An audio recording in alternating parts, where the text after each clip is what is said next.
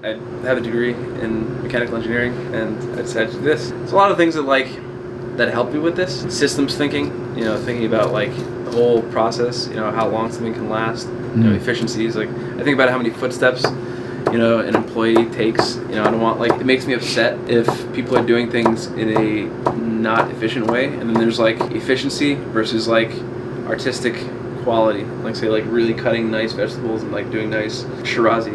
Shirazi salad takes a long time. I think you ordered something with Shirazi. Yeah. That actually takes somebody here cutting the vegetables with a really sharp knife. Every vegetable that we have goes through this at a restaurant, and it makes a difference. We used to put it through this chopper thing up there. It's bam, and it just chops the tomato, and it's not the same. This will actually part the garlic in a way that the cells are not broken. The juice doesn't leave the garlic. It kind of stays more solid. It doesn't fall apart and wilt that fast. It's really important, all these little details. So it's a mix of doing the most efficient practices, but also not losing it to expedient things like that. Too expedient. Yeah. You lose the mouthfeel and everything. Yeah, the tomatoes, when you pick up one of our cubed tomatoes, it feels crisp.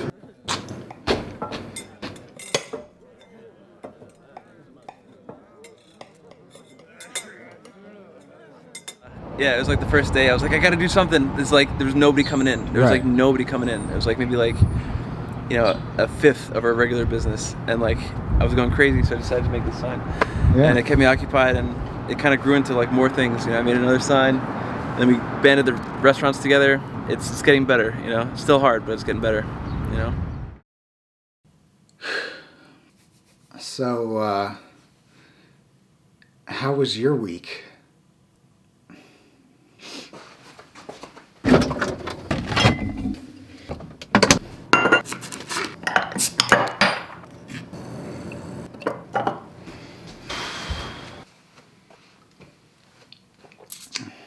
Coronavirus is affecting everybody. And when I say everybody, I mean everybody. Not just small businesses, but large businesses are having to enact sweeping changes. Sports leagues have shut down. The entertainment industry is basically on pause until we emerge from the other side of this thing. Tourism has nearly entirely ceased. The virus is affecting every industry simultaneously, but it's doing it in different ways. Some industries are being overworked to the point of distress, such as healthcare and pharmaceuticals.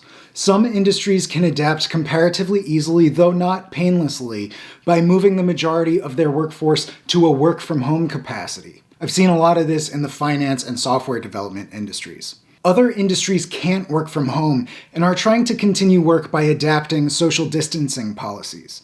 And lastly, some industries have been mandated to close indefinitely. I'm a project manager at a small local construction company in New Jersey. We have about 18 employees, and this week has been completely unlike anything I've ever experienced. Within the last few days, there have been policies and rumors coming out of this at a breakneck pace, all being taken under consideration for the health and safety of our employees and clients. According to the Small Business Administration, small businesses employ 60 million people in America, which equates to 47% of the private sector workforce. These businesses operate on thinner margins than large corporations and have resultingly smaller cash reserves. Many small businesses will not be able to weather this storm as it shakes out. Some, such as theaters, have had to lay off employees as they've been mandated to close indefinitely. Now, don't get me wrong, we need immediate action. The nature of this virus is so massively disruptive to modern life that we basically have to pause the entire economy for at least 15 days now. But days of stutter-stepping over restrictions and mandates now can result in weeks or months of disruption down the line. And like I said before, I'm a manager at a small business, so my focus has gone immediately to see how we can protect the small businesses throughout the country and the world. We need to identify effective principles and share them as widely as possible, not just to small business owners and operators, but to their customers. Any small business that has shown you more time and care than their big box competitors could, you can help support them now in this very unusual time. Make a purchase online or post a review for them. You can do a lot from home to help the operators and employees of your favorite small business. Bam! Today, we're making a little road trip to visit a restaurant that has been very communicative on social media since before and throughout the coronavirus emergency. Like every other small business, Zendiggy Kebab House in Closter, New Jersey, has been tremendously affected by this. Kayvon, the owner of Zendiggy, has always been very active on social media and frequently brings followers of the restaurant behind the counter to show them how Zendiggy makes their food. You know? State regulations have changed the way they need to operate, and they've gone above and beyond those mandates to explain on all their social media outlets exactly how they're continuing their operations and keeping their customers and employees safe. Today, we're venturing outdoors to grab our lunch via contactless pickup at a small business restaurant. During the coronavirus emergency, you should only leave your home when necessary for food or medicine, and return home as soon as you're able. I'm gonna show you how we open the door. We got this set up outside. These are handy wax. Usually pick up donuts with them or something. We open the door, right? You come on inside, open the other door, and then here you are in our beautiful dining room. Yeah, so come on in, let's get the food. There you go. Thank you very much. That's it. I didn't have to touch Thank you, anything. sir. Yeah, exactly. Thank you. It's great. Thank you very much, Chris. No problem. He had the idea of doing it was Joe over at Mommy. He had the idea of doing a Dury Avenue no contact pickup week where we promote that kind of stuff. And I said, hey, that's great. We can use our lot. And we posted everything on our social media. And I sent out an email. And it's really helped business. All of us have seen increases in business all at the same time. That's amazing. From that campaign. So Kayvon implemented changes to Zendiggy's operations to make them an even cleaner restaurant. And he explained that very clearly on social media. He banded together with neighboring restaurants to show that they're all offering contactless pickup and curbside delivery.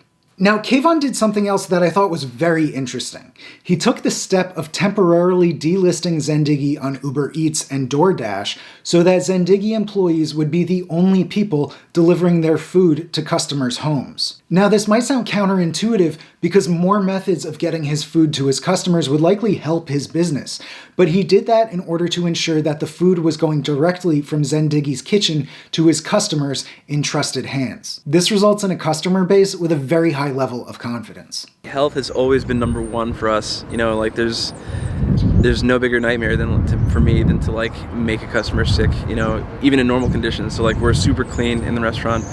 And we've taken measures to go above and beyond. We're sanitizing everything, rubbing everything down with alcohol multiple times a day. Everybody's wearing gloves. We installed these little tissue systems you saw at the doors, and that's real nice. It keeps the contact down real low. We offer curbside pickup. I think the thing you're asking about is shutting down of Uber Eats and DoorDash. Right. So those companies, they're great companies. I like what they're doing, but the nature of how that food gets delivered is you have drivers who drive around to all different restaurants, and sort of like bees, and there's great potential for spreading the virus with that. So I didn't feel comfortable using them because of those externalities. So just to be safe, I cut them off, and customers who want to order, we urge them to order direct, to reduce the risk of third-party interaction with the food and with the orders. Not only has Zendiggy adapted to this strange new time as best as they can, but they've banded together with their neighboring restaurants to support the local medical staff on the front lines of this emergency. And so you were telling me that this morning you made a post, you guys are banding together for another project. Yeah, that's right. A GoFundMe campaign, basically to raise money for healthcare workers in local hospitals. Those are the people who are really in the riskiest position out of all of us. We're in business here trying to stay alive, but they're, working with actual sick individuals and, kind of in the hot seat of this situation. You can donate, and we get the money, we make food for them, and we bring the food to the hospitals.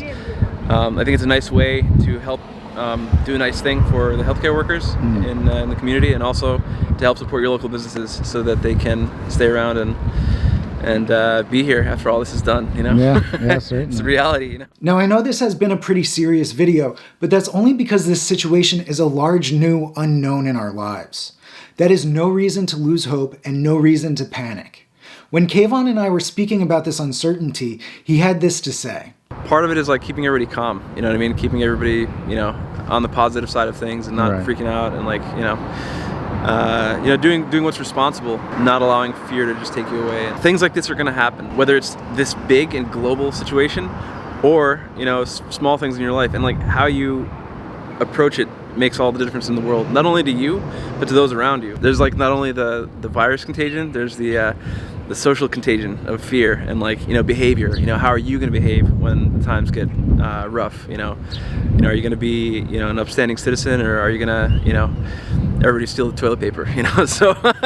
And lastly, Kayvon wanted to offer his thanks for everybody contributing to the good of not only Zendigi, but for the greater welfare of our medical workers and communities. One of the things I really want to say to everybody is thank you so much to the customers who have come in, who have bought gift cards, who have donated, who have to the GoFundMe for the hospitals, and to the people who come in and pick up. I mean, like, it really means the world to me and to everybody who works here. It keeps our payroll going, helping us survive, and it's all thanks to you. So I really want to say thank you so much, and I hope to see you on the other side of this thing. Yeah. We're finding ourselves in a time of uncertainty. And though we need to distance ourselves physically, now, more than ever, we need to look around and appreciate the people and organizations that make our communities what they are. Let your friends and family know you care for them. Reach out to the small businesses that have satisfied your needs and return the gesture by purchasing a gift card, buying something online, or via delivery, or by leaving a review for them. Their employees are all our neighbors, and the support is greatly appreciated. This emergency will not last forever. We will emerge on the other side, thanks to the leaders around us and to those who stand up to support them. You can find the link to buy a nurse lunch in the description down below. Thanks so much for watching, and stay safe. You, man. Yeah, you're very welcome. Appreciate you. Appreciate you back. Let's get a toe tap. You wanna go toe tap? Bam. I missed that. Let's see. Bam.